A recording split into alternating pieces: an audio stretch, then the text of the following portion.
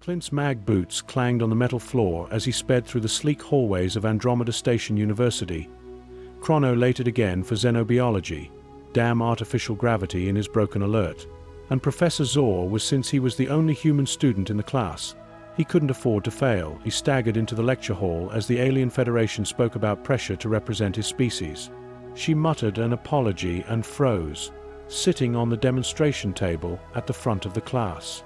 With her long legs crossed, Trinity's pale blue skin shimmered, making her the incredibly beautiful Xylian girl he had been loving all semester. In addition to her silver hair falling over her sensitive pointy ears, she was wearing some sort of Clint swallowed and tried not to look at the sheer, carefully draped garment that left so little room for interpretation.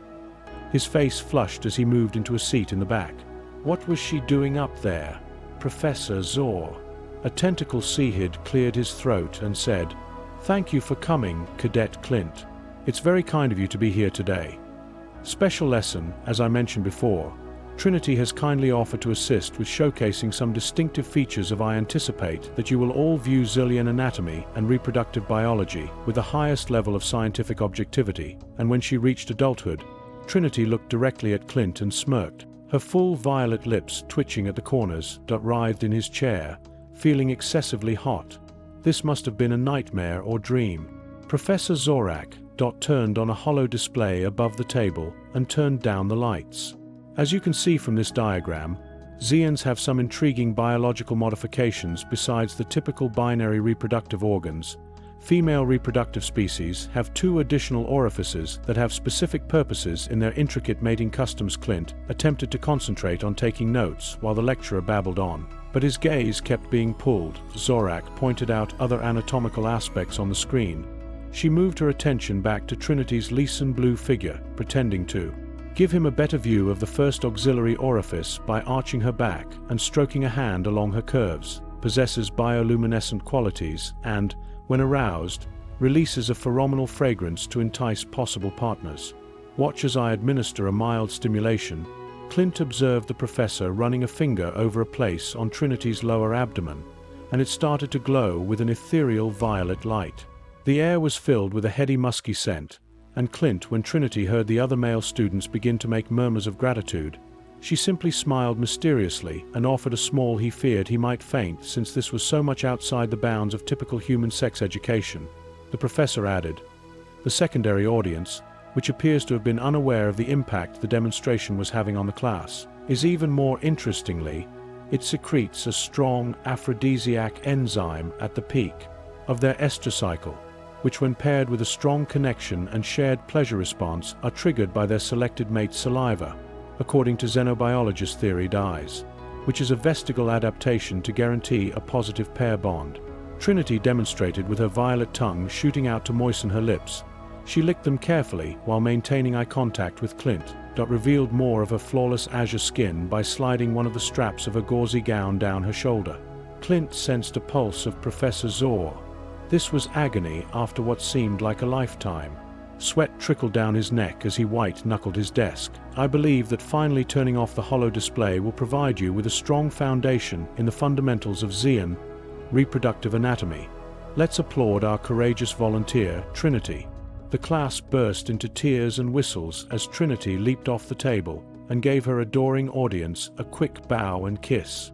Clint, just as the other students streamed out, he took his time, feeling as though his brain had shorted out. He had just gotten up to go, gathering his notes in the hopes that the flush would go away, when he heard a tap on. He glanced over his shoulder and saw Trinity standing there, grinning mischievously, having put her gown back on. Up near, the aroma was much more overpowering, resembling a field of strange alien flowers. "Cadet Clint, enjoy the," he stammered as she purred. "Honey, I am." It was a very instructive show, attempting to focus on her face rather than the alluring features of her body. "As I've always been interested in human anatomy as well, perhaps you could give me a private lesson in return at some point." She suggested that Clint's heart was beaten against his ribs by moving her fingers up his chest. Was she serious? "I mean, I'd be delighted to study with you if you're truly interested in learning more about human biology. Find out more about your species' reproductive systems and mating practices. I've heard that humans can be really creative. My dormitory tonight at 2100 hours. "Don't be late she whispered, leaning in close and brushing her lips on his ear. Clint simply stood there as she turned on her heel and walked off her hips while swaying hypnotically. He was in over his head with this chick, and he was gazing after her, not believing what had just transpired. But damn if he wasn't anticipating every second of his xenobiology class, which began today and was going to be an incredible during a semester. Clint anxiously hovered outside Trinity's dorm room, adjusting his collar. He switched around his attire 3 times before deciding on what he hoped would be a tailored, suave yet informal style. He aimed to impress with a black flying suit with delicate red piping that accentuated his strong shoulders and sharp jawline. Trinity. But he took a long inhale to enjoy her lingering perfume without coming out as overly forced, his skin from their previous meeting, and knocked. The door opened, and Trinity gave him a brilliant. She had changed into a silky translucent robe that clung to her, and her violet eyes were gleaming with mischief. The cloth shimmered when she moved, with curves in all the right places. "Don't," she purred as she ran a finger down his chest, "and I was beginning to believe you might stand me up. Cadet wouldn't consider it." Clint tried to remain composed as she took his "I've been anticipating our private lesson all day." "So have I," Trinity smiled. I took his hand and dragged him inside the room, guiding him to a soft couch covered in cushions, with dim lighting and a strange, psychedelic background soundtrack. She pushed him down as the song played softly in the background. "I hope you're ready for a very hands-on learning experience." Clint's hands automatically went to her as she straddled his lap and looped her arms around his neck on the sofa. He could feel the heat radiating off her skin as she drew in close, her lips hovering just inches from his as their lips met. The door to the adjacent bathroom opened, allowing them to smell the enticing scent of her desire. Another female Xian with emerald green skin emerged as it whooshed open in a cloud of fragrant vapor. She was wearing only a small towel that barely covered her substantial assets, and she had a wild mane of purple hair. "Oh, I didn't when the green girl saw we had guests," she trilled without seeming surprised. "Trinity, you did something wrong. Tell me you brought a playmate home," Trinity said, rolling her eyes and climbing off Clint's knee. "Clint, she said, "did I ask the person I was telling you about, Clint? This is my roommate, Zephyr Zep." "Humans, how exotic," Zephyr exclaimed as she strolled over to examine him more closely. Her towel decided to. "I've never had the pleasure of seeing her unclothed, green glory," before Clint's jaw hit the floor. He must have been an adolescent studying human anatomy up close, fantasy come true. 2 stunning alien beauties who seemed to be really attracted to him. Trinity shot was either the luckiest guy in the galaxy, or this was all going to explode out in his face. "This one's mine. I noticed him first, Zephyr." Her roommate gave her an irritated look and snatched her robe, throwing it to her down. Girl put on the robe with a pout but obedience, making care to intentionally let it fall open. "Oh, but you know I'm also interested in interspecies biology. Could we just talk about this once?"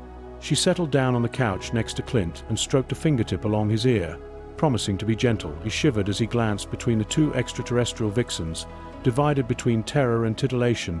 Zephyr crossed her arms and sighed, saying, "I guess we could alternate using our human test subject here for science." Eagerly clapped her hands and jumped in her chair, causing the robe to open once more. "I'll be at the xenobiology study party to build the mood." She sprang up and danced over to a complex-looking apparatus in the corner and proceeded to make us some beverages that Clint thought was the extraterrestrial version of a minibar, and everything was happening much more quickly than he had expected. He wasn't exactly whining, but he was beginning to feel like a piece of meat sandwiched between 2 hungry aliens. Carnivore's Trinity grasped his hand and gave it a comforting squeeze, as if sensing his hesitancy. "Hey, we don't have to. I know Zep can be a bit strong at times, but she means well, so we can keep this going. Do anything you don't feel comfortable doing, strictly PG if you'd rather see only a little interspecies flirting." Clint's doubts vanished as he gazed into her earnest violet eyes, certain that this was all sorts of insane and overpowering. But how often did an opportunity like this arise to establish a close relationship with not 1 but 2 captivating extraterrestrial women to bravely venture where no human had gone before? He returned her hand squeeze and handed her a crooked smile. "I'm not sure, but I guess I'm open to some xenobiological research as long as we go slowly." Trinity chuckled and leaned in to gently kiss her lips, demonstrating how my poor human body can withstand you 2 at full throttle. "Don't worry, We'll treat you gently at first, but I have a feeling that he's firing up pyrotechnics behind his eyes, You're stronger than you believe." Zephyr then came back and brought them a tray of flaming neon-colored drinks. "Okay, let's see what type of chemistry we can establish tonight." While I wink at my little test subjects, Clint felt the shimmering liquid quiver all over his body as he sipped it. He sensed that he was about to, as the exotic alien beverage worked its tingling magic. He was more than happy to have a study session he would never forget. Clint's system used magic to put him on the couch between Zephyr and Trinity. The two Zean beauties who were pressed against him on either side alternated feeding him weird but delectable food. Zephyr purred as they nibbled on food from a snack tray, their fingers lingering on his lips. I enjoy seeing him eat. The way his jaw muscles flexed the back of his throat as he looked into his thick emerald eyes, you think everything is sexy. But Primal Trinity rolled her eyes and swallowed. Watching him reconfigure a flux capacitor is sure to make you hot, but only if he did it while sweating and without a shirt. Zephyr laughed. I wonder what other untapped abilities our human has, as I run a finger down Clint's chest. Clint almost choked on it. These chicks were going to kill him, but what a way to go. He took a large swig of his shimmering purple berry. Trinity smiled and took the empty glass from his hand, saying, "Easy there, space cowboy," that, as a way to calm himself. The big event is when Clint squeaked his imagination, and we want you to be coherent since things have a powerful effect on people. Jolly Zephyr created a shiny object while playing our xenobiology trivia game, running wild. Silver orb from somewhere, and held it up. As part of a Zion party custom, we alternately quiz each other on the nature and behavior of our species, and if you make a mistake, you must erase. And Clint was so dead that he gobbled down strip trivia about the item of clothes he was wearing, with what little knowledge he had gained from today's lesson. Alien anatomy started and finished with Trinity giving him a comforting pat on the knee. "You go first," Zephyr tapped, and she smirked. "Don't worry, we'll start you off easy. What is the typical body temperature of a Zean female in degrees?" she asked thoughtfully, then smiled. Clint searched his memory to see if anything had been mentioned in the lesson. Then, around 42 degrees, Zephyr made a buzzing noise. I assumed that since it's 39.8, she leaned out and carefully unzipped his toned breast is exposed by the flight suit to the waist, which is really nice for a mammal. Clint reddened, but he shrugged out of his suit, assuming that Trinity's eyes were fair, and Rack thanked him for them, his body as well. "When it was my turn," she said, turning to face him, "what is the Zion organ in charge of?" Trinity smiled as Clint visualized the class diagram of the Zyl gland that produced our feral mating fragrance. "It's your chance to ask one of us a question, so make it a gold star for the human count." And as the game progressed and the questions became increasingly explicit, Clint was able to maintain his own, but ultimately stripped to his skibbies, while the females had only removed a few key pieces. When Zephyr eventually asked him a question about zillion erogenous zones while he was whining about the view, he puked. "I'm out of my depth here," having deceived the resident specialists and the girls with his hands in his chest, gave Clint a high five and performed a short victory, shimmy H. "Does that imply that we may now collect our prize?" Zephyr is now observing Clint. Trinity swatted her arm down. "Girl," as if he were a piece of meat. "I believe our poor human needs a break." Before we she looked to Clint and smiled softer. "Eat him. How about we all unwind in the sonic hot tub for a while? It will give." Clinton nodded appreciatively as he considered the possibility of being. It wasn't exactly stress-relieving to be naked in bubbling water with the two of them, but he gamely followed them to the sonic tub, was already bubbling and shining enticingly in the spacious bathroom, which was larger than his entire dorm room. Soft bioluminescence. Zephyr and Trinity undressed without hesitation and slid into the. They stared at Clint hopefully as they sighed with delight and said, "Come on, in," as the sound waves were delicately enticed by Trinity. Clint, "We promise not to blush too much when we pat the surface," that immediately sank between them after taking off his briefs, the bubbling energy dancing over his delicate skin. It was unlike anything he had ever experienced. At the same time, Trinity glided up to him, her smooth blue skin calming and energizing. "But isn't it lovely to see three pals relaxing together against his underwater view?" He felt her touch as she continued, "The tub is no funny business."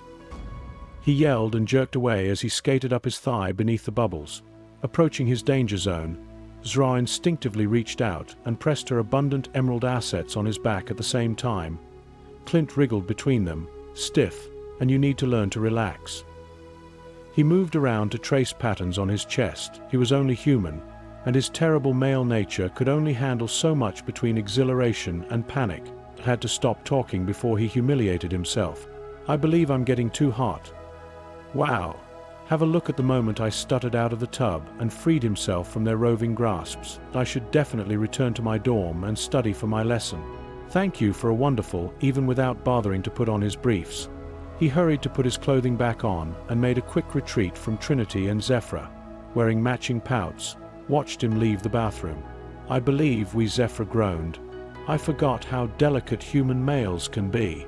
Trinity will need to be extra gentle the next time, since we had the entire semester to try. He thought about gradually increasing his stamina. Clint couldn't help but smile as he staggered back to his room. Still energized by the alien liquor and sexual annoyance, had a sense that his studies in xenobiology were just beginning. And the next day, Professor Zor of the xenobiology class unveiled a unique research endeavor, because we've been looking at the amazing diversity of mating habits among species. I thought you might find it enlightening to obtain some first-hand knowledge. I'm pairing you up with a companion to watch and record a species' phases, courting customs. You'll need to gather information on everything from the first shows of desire to. Or Clint felt his face heat up already. Knowing where this was coming from, and the class tittered and muttered enthusiastically after successful copulation, I volunteered to research Zillion mating rituals with Clint. And sure enough, Trinity's hands flew up. Professor Zorak looked at them over his shoulder and smiled at him across the room. I believe that would be quite instructive for both of us. Well, I guess an interspecies viewpoint may be useful. Okay, I'll let it. But I expect you to maintain a professional and scholarly tone rather than taking advantage of people from different cultures. Exchange never caused harm to anyone. Clint sagged in his chair, feeling both anxious and excited with the presence of Trinity. He wasn't sure how much of the discussion would be intellectual, but there would be plenty of opportunity to. It was exciting to take an up-close crash course in alien Nuki following Trinity. The class jumped up to him with a cheeky smile. Isn't this ideal? We'll ace this task. And have she connected her arm through, saying, I hope you're ready for a very hands-on learning experience, and led him to the lab. I've already made reservations for us to observe the project in a private area. Obtained every piece of equipment we'll use to gather our data, she said with a seductive raise of her eyebrows. Clint swallowed as she ushered him into a tiny, darkly lit room with soft cushions, a big viewing screen, and some really. Trinity started removing her clothing right away using intricate-looking sensors and probes. What are you doing it? Clint said, jerking his gaze into my research clothes. Trinity said naively, now wearing merely a sheer, shimmering robe. But we must create the right atmosphere if we want to record real zone mating activities. The ceremony includes low lighting, soothing music, and simple attire. She tapped the view screen's control panel, illuminated with a montage of Zillion couples at different phases of courtship from. As you can see, it begins with flirtatious dancing and intense touching before Clint immediately turned away and blushed angrily. Trinity explained how to get your partner's emotions flowing by performing a seductive little dance, hypnotically moving her hips before introducing more personal touches and nuzzling to heighten the sexual tension she demonstrated by biting her lip and rubbing her hands over her contours as she circled closer to Clint, who retreated until. I don't believe this is what Professor Zor had in mind for data when he bumped into the wall. His heart racing, Trinity decroaked. Collection, shouldn't we be taking notes or something? Oh, we will, he said, purred, now putting a lot of intimate notes against him. But first we must create a baseline for comparative work by going through the mating rituals phases yourself so we can knowing what to search for. Her astute fingers discovered his jumpsuit's concealed seals and started pulling it open. It's the only Clint, we're just being meticulous researchers for science, which is how we make our observations genuinely scientifically rigorous. Trinity knew he should object, but his body had other ideas. He removed his jumpsuit from his shoulders, and started. Reason left his mind as she used her lips and tongue to probe his chest. They were truly doing this for science, all right.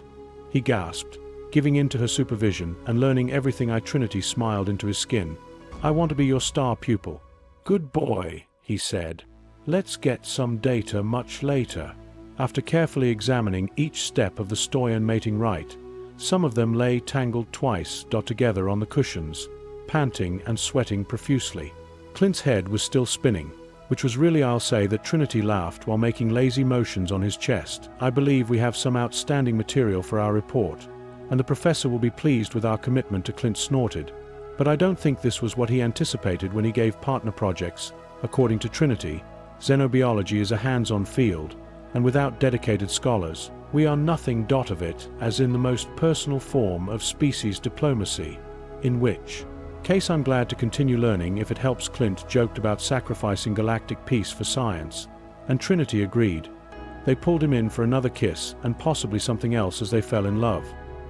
Once more, Clint thought that this was the best group assignment he had ever been given, and he was eager to see what further information they could gather together as the semester progressed over the upcoming weeks. Clint and Trinity, with tremendous zeal, they carried on with their study endeavor, carefully spending many hours in the lab. They told themselves they were recording every nuance of Xylian courtship behavior in order to under actuality. They frequently turned their study periods into passionate make-out sessions and intense petting under the name of Clinton was aware that he was delving into too much science. What had begun as a playful pastime was rapidly becoming into something more for him. Even when they weren't together, he couldn't stop thinking about Trinity, her melodic laugh, her mischievous smile, and the way her eyes glistened when she gazing at him. He was deeply in love with her, but he was unsure if she felt the same way. She appeared to relish as much as he did in gathering their data, but she always kept things light-hearted and fun since he didn't want to sabotage their comfortable rapport by being overly serious too quickly, particularly when he was still learning the customs of Xylian courtship. Speaking of biology, he had no idea that this was merely a passing flirtation for her, a means of satisfying a basic craving. Recently, Trinity's behavior had become more unpredictable. On some days, she was literally crying all over him when they were alone. She took off his clothes. At other times, she appeared aloof and preoccupied, seldom answering his touch. He pondered whether it was related to her impending mating season. One day, when they were going over some, Trinity abruptly stopped the sultry video of an Aloyan couple in the throes of passion and turned to she bit her lip anxiously and added, "There's something I need to tell you, Clint." With a serious expression, "I've assumed that my mating phase, which is marked by significant hormonal changes and increased sexual desires for Xians, I might begin acting differently." Clint's heart is pounding. She expressed her desire to advance their relationship in a different way than he had asked, attempting to maintain Trinity's side, and turned away as he spoke steadily. "I might become more aggressive. Less self-control and more demanding advances are common among Xians, who frequently look for several partners." Clint felt as though he had been hit in the stomach by the idea of having several relationships during this period to guarantee genetic diversity. Trinity must have realized that all he was to her was one of several ways to fulfill her basic need. His eyes ached as she swiftly grabbed his hand. "But Clint, you're more than just a mating object, and that's not what I want. I genuinely care for you, prospect, and I just wanted you to be ready for what arriving so that you can decide for yourself whether you want to continue this." Whatever it is between, Clint wanted to tell her that he was falling for her and that he wanted to be with her, but his mind was racing at and only her. But even with the words trapped in his throat, he was still a simple person trying to make sense of the Trinity.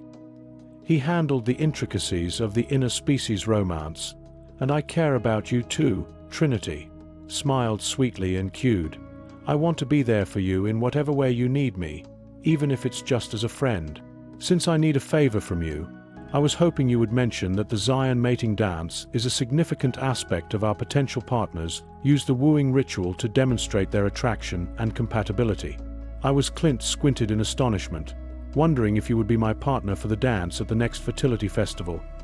Trinity stated, "Really, that it's an opportunity for us to dance in front of everyone, and it would mean a lot to me. Will you allow us to openly announce our plans to demonstrate our choice for one another even during mating madness?"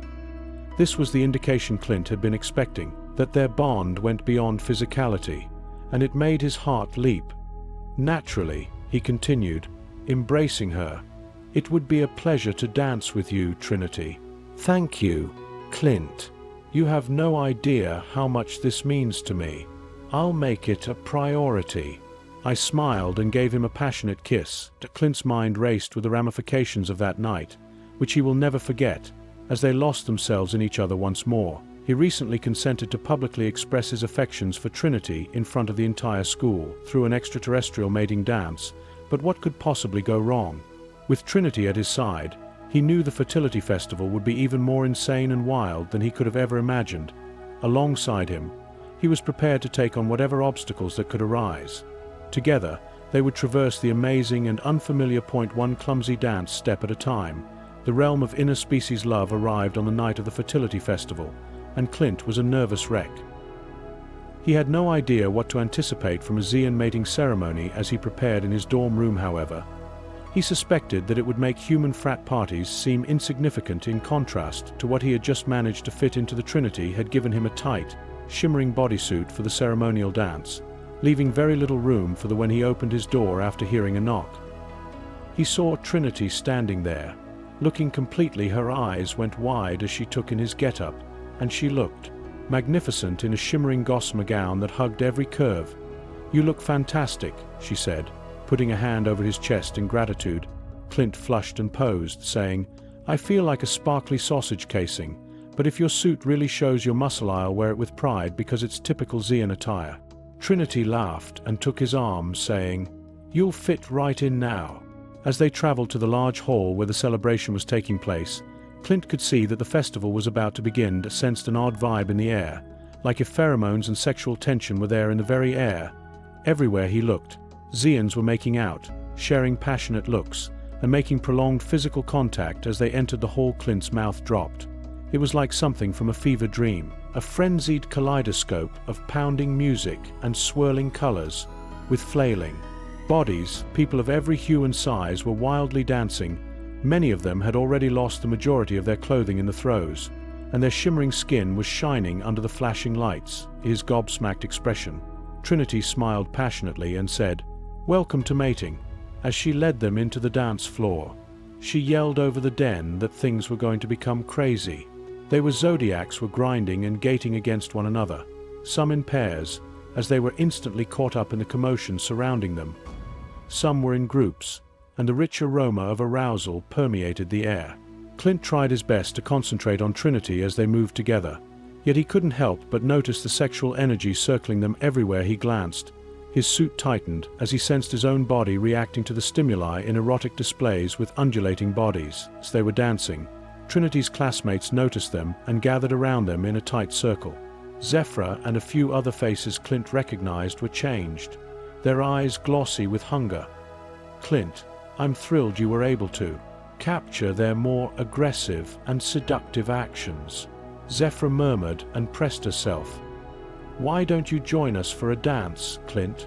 Trinity has been keeping you all to herself lately." Dot cast a terrified glance at Trinity, but she simply grinned and shrugged, saying, "Go ahead if you want, it's all part of the festival." Before he could object, Zephyr and the others had dragged him away into the world of "Just save the last dance for me." They encircled him on all sides with their writhing mass of bodies, rubbing their hands over his arms and chest. They were rubbing their hips into Clint's head, which was whirling from all the sensations. "You know, Clint," the fertility Zephyr murmured in his ear, "festival is a time to try new things." Clint swallowed and shook his head, attempting to maintain his sexual horizons. "Have you ever been with more than one partner at once?" "I'm charmed by his poise, but I'm more of a one-woman type of person." Zephyr simply chuckled and ran a finger down his chest, indicating that, "Believe me, you have never had a Xian orgy." Clint's mind whirled when he thought of all the juicy data we could gather for the xenobiology study. He had to acknowledge that the prospect of an extraterrestrial sex party with no restrictions was very alluring, particularly in his present level of excitement. But he realized he couldn't move as he glanced at Trinity, who was glowing in the pulsing lights, mating season madness be damned. He extracted himself firmly but lovingly because she was the one he desired, from Zephyr's and the others' grasp. "Thank you. But no, I'm with Trinity here, and I plan to maintain my faith." To the girls pouted, but they respected Clint's decision and let him go, even though it meant missing out on the organization of the century. Returned to Trinity, who greeted him with pride and love. "I saw what happened," she murmured. encircling him in her arms. I can imagine how difficult it was to resist the temptation around his neck. Clint grabbed her close and kissed her, saying, "Thank you for staying true to me, especially with all these pheromones flying around. I really don't want anyone else, Trinity, whether or not it's mating season." "No, Clint." Trinity's eyes glistened with emotion. "You're the only one for me. I feel the same way about you, so please leave." "I believe this fertility festival is over for one evening," they lost. They slipped away from the party's madness and found a peaceful alcove to make their own, oneself in one another. Clint was certain that he had made the right decision, and that Trinity was worth avoiding temptation at all costs.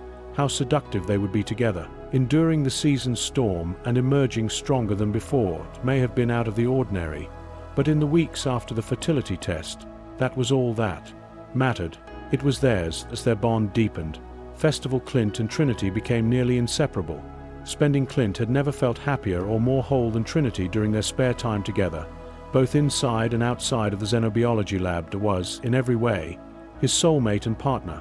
But not everyone was ecstatic with their interspecies relationship. One day, while strolling hand in hand across campus, Clint observed the sultry glances and whispers from several of Trinity attempted to ignore the rude gestures and obscenities that some of the other kids made toward them.